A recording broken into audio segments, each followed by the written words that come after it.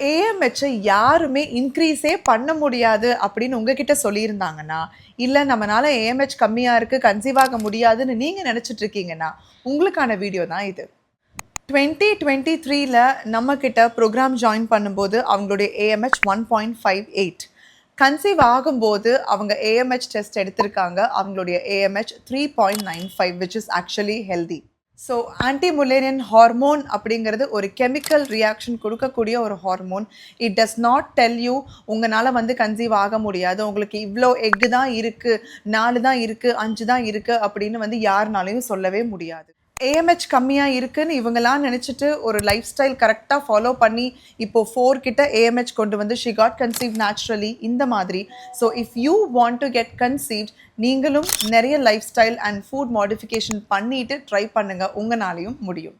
என்ன ஃபாலோ பண்ணுறது, எப்படி இதை வந்து எடுத்துகிட்டு போகிறது அப்படின்றது தெரியாமல் முழிச்சிட்ருக்கீங்க அப்படின்னா கீழே ஏஎம்ஹெச்னு கமெண்ட் பண்ணுங்கள், உங்களுக்கான ப்ரோக்ராம் டீட்டெயில்ஸை ஷேர் பண்ணுறேன்.